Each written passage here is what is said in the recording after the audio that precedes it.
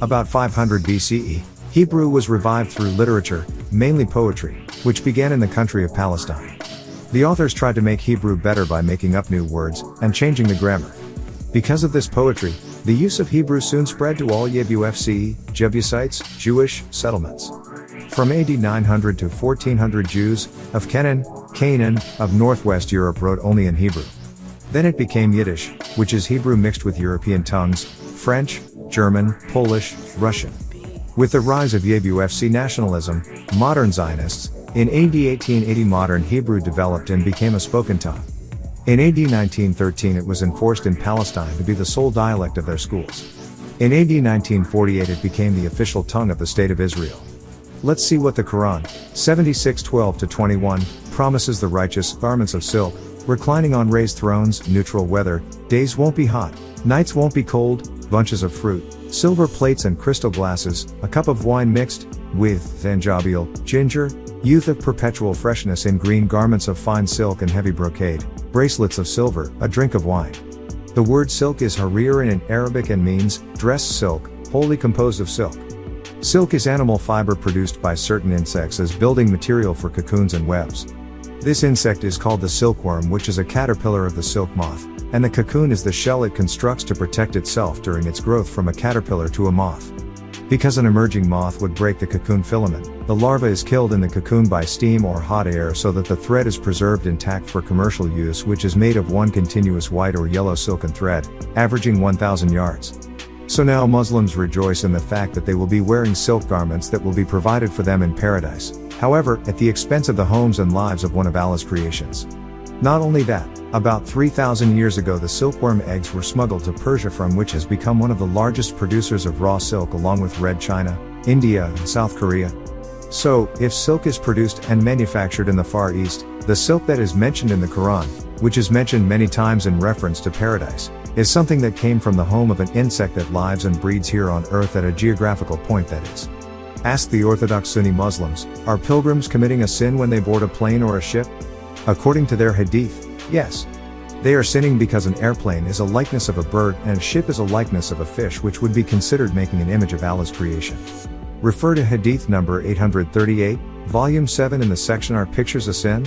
For 309 years, Labana, later known as Canaan, his wives and their children, along with their companions, dwelled in the caves practicing all sorts of vile acts while no one knew that they even existed. When they first went into the caves, they had knowledge of the divine commandments of the Anunnaki Elohim, Genesis 26:5. As time passed, the descendants of Labana lost consciousness of themselves and began to live a beastly way of life. They became savages and remained in the Caucasus Mountains until Abraham came up into the mountains. How have people like Michael Jackson, who was once a Jehovah's Witness, it's how he was reared, really profited? He gave up his religious teachings for worldly desires. 1 Timothy 6:9-10 states, "But they that will be rich fall into temptation and a snare, and into many foolish and hurtful lusts, which drown men in destruction and perdition. For the love of money is the root of all evil, which while some coveted after, they have erred from the faith, and pierced themselves through with many sorrows." When he did the video Thriller, it had demons and all sorts of terrifying things in it. Now look at him, and other chameleons. He gave up his soul for material things of this world. His very soul is gone for naught. He may have money, fame, and fortune, but look at what he had to do to get it: sell his soul. Where in the scriptures does it say to cherish a spout over the tomb of a prophet? The object which is associated with the grave of the apostle Ishmael is the gold rain spout called Muthab, which measures 4 feet long. It is located on the northwest side of the Kaaba, about 2 feet below the roof, and is called the Mizab Rahman, or the water spout of mercy. It was sent from Constantinople, now Istanbul, Turkey, in 981 AD. It carries rain from the roof of the Kaaba onto the tomb of the apostle Ishmael. Why a spout was placed on the Kaaba, and the significance of the rain upon the tomb of the apostle Ishmael is beyond sound explanation. Most of us were born in America, and raised speaking English. This has become your country, whether or not Africa is your motherland. That same thing would apply to all the Europeans in America who are also immigrants. But I will not sit around another year blaming them because they did more with their time here than we did. Get up off your butts. Stop listening to miserable rejects like Farrakhan and the likes and do something for yourself and country.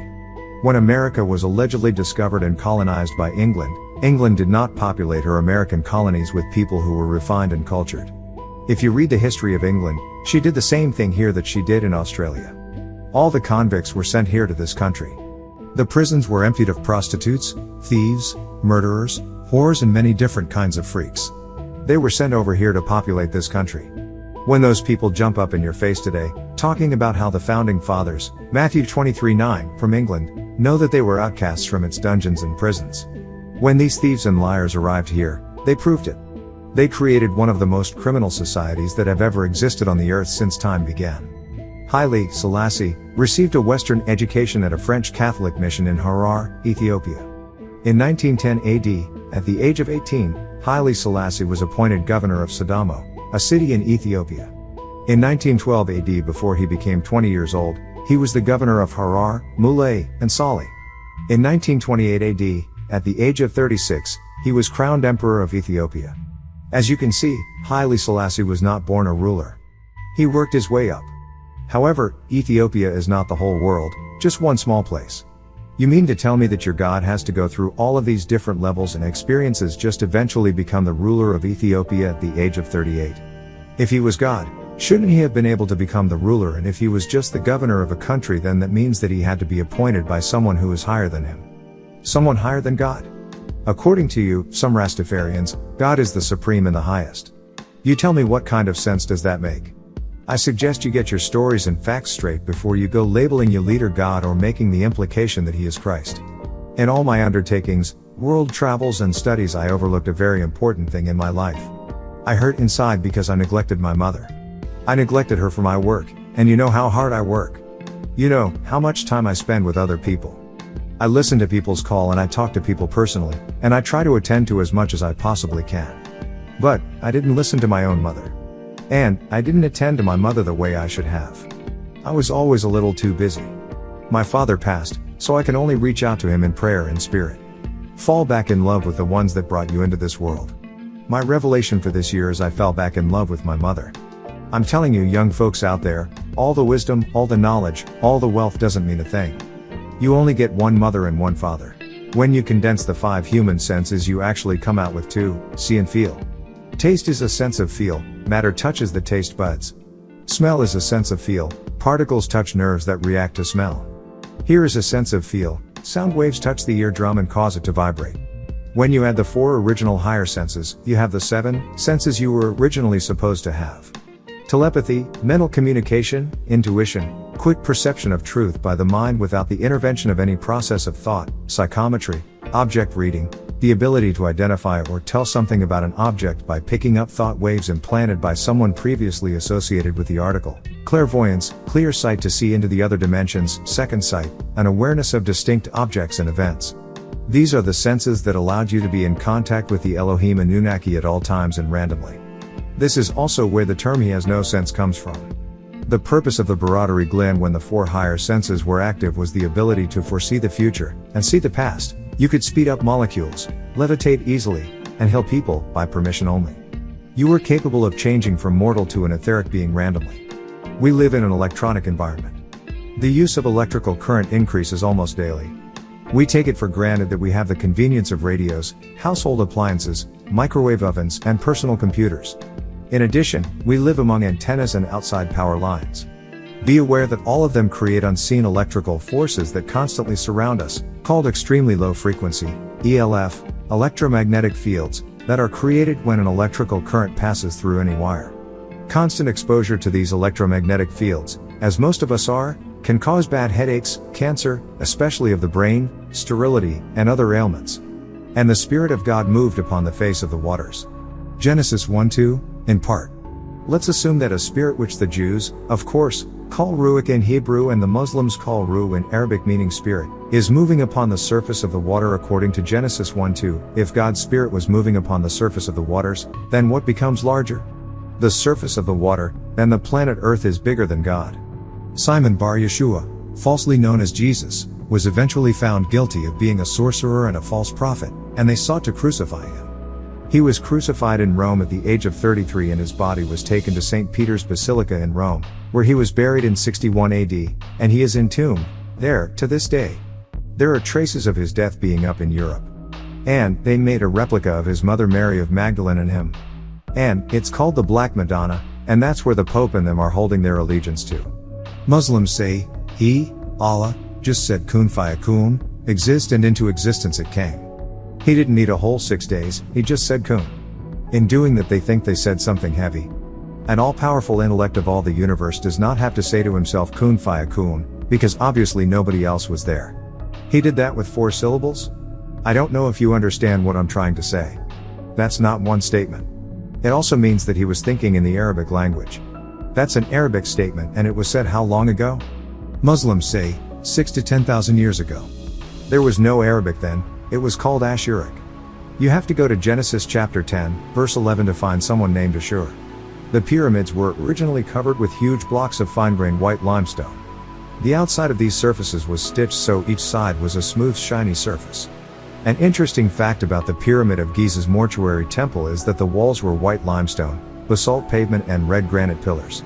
The building was white, red and black. These 3 colors are the secret colors of the Native Americans and Dogons of Mali and Nubians. Coincidence? Nope. Remember, according to his story, these people had nothing to do with each other and never had contact. The truth is that those so-called wise and prudent theologians know absolutely nothing about the so-called resurrection simply because it never happened.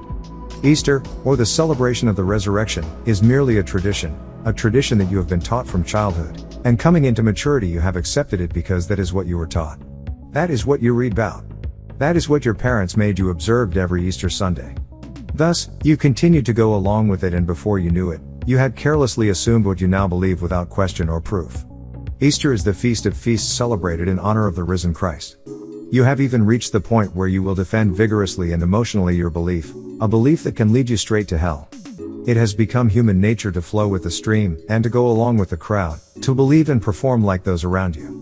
And, even when you stumble on the truth, you will not believe because, like the majority of the people, you stubbornly refuse to believe what you are unwilling to believe. There is an old saying that says, he who is convinced against his will is of the same opinion still. Among the Indo-European, the pig has always been a symbol of good luck and prosperity. Many traces of this ancient symbolism are still in our present day and time. In some popular German expressions, the word pig is synonymous with good luck, Schwein haben or have pig. At one time men would wear little figures of pigs as good luck charms on their watch chains. Saving boxes for children in the figure of a pig, piggy banks, carry out this ancient symbolism of so-called good luck and prosperity. It is an age-old custom handed down from pre-Christian times to eat the meat of this animal on festive occasions. At Easter, smoked or cooked ham, as well as lamb, has been eaten by most people from ancient times, and is the traditional Easter dish in America. Remember, the eating of swine was one of the reasons why the tribe of Israel was destroyed. Isaiah 65 2-4, KJV. I have spread out my hands all the day unto a rebellious people, which walketh in a way, that was, not good, after their own thoughts. A people that provoketh me to anger continually to my face, that sacrificeth in gardens, and burneth incense upon altars of brick, which remain among the graves, and lodge in the monuments, which eat swine's flesh, and broth of abominable things is in their vessels. Negroes want to be a part of something. Frederick Douglass was the teacher of the Ku Klux Klan. Do some research and you'll find this true. He was a lecturer for Europeans about blacks. He taught them about blacks and how to manipulate them. Frederick Douglass was a religious lecturer for Europeans, also a Jesus type for them. The word ignorance means to ignore the facts. However, when you ignore the facts, you breed beliefs, and that's just what they, religious teachers, have, all belief and no facts. When you believe in something, you are accepting things without knowing. To break the spell of ignorance or belief, you must have knowledge of the root of any subject. The people of old understood how the language was shaped, and how it grew because they knew the roots. Then evil people set in to rip the plant from its root like goats, the symbol of Samel, rip plants from the root to kill the crop.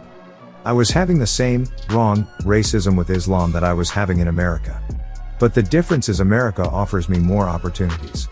So, I repeat, stop wrestling with America on behalf of a bunch of people who don't care anything about you, yet call you their Muslim brother and they come to America to live the American dream. I don't need it, keep it. And, the same thing applies to the Africa movement organizations and to Egyptology. The Italians have their Italian parades and they bring out their dress and they do their little thing and it's cute. The Chinese people dress up for their parades and events. The only difference is everyone else has enough sense to take the costume off, because the word costume really means custom. Take off the custom and go to work. But no, not blacks. You all have to overdo it. You walk around with an oversized ankh, an oversized crescent, etc. All of this for what? Just to say you belong to something. All of this just to make a statement to people, I am a whatever. As big as the symbol is, you're supposed to see what I am. Nubians are the only ones who have to learn the hard way. There isn't anything wrong with putting on your traditional garbs. But on a daily basis, when you are dealing with people, what sense does it make to walk down the street for a person to say, "What's that? Why should I set myself up for that?" And, if it's for attention, then you can best believe that it will be negative attention because no one wants you to come into their store if you look like you are straight out of the jungle. If you are honest, you as a black person feel the same way. When you see another black person walking down the street who is dressed ridiculously, you are afraid. If you hate America so much, then why are you and your imam here? Because, this is the land of opportunity, home of the brave, land of the free.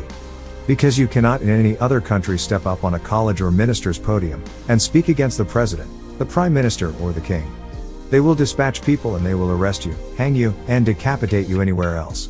Quran 5:33, DYT, Dr. Malachi Z. York translation, surely, the reward of those who fought for Allah, and the one he sent, Muhammad, and they hasten in the planet earth to cause mischief, to fight to kill, or crucify, or cut off their hands, and their legs, because of a difference, or they are expelled from the land, that is a shame in the physical world, and for them is a supreme pain in the end.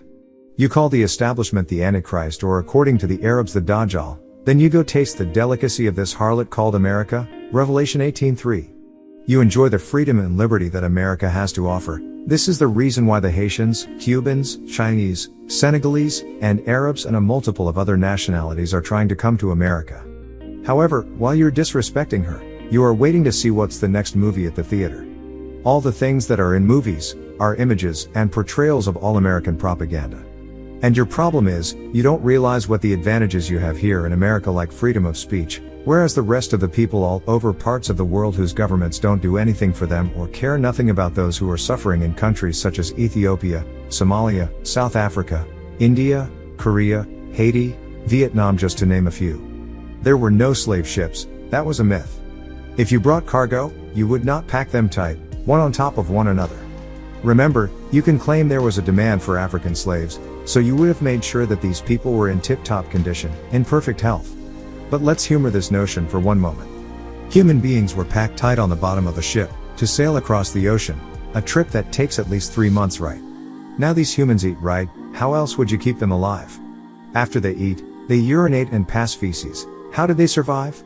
You're talking about 15 pounds of feces a day, not to mention urine, they would have drowned. So, eliminate the slave ship story, it's very illogical.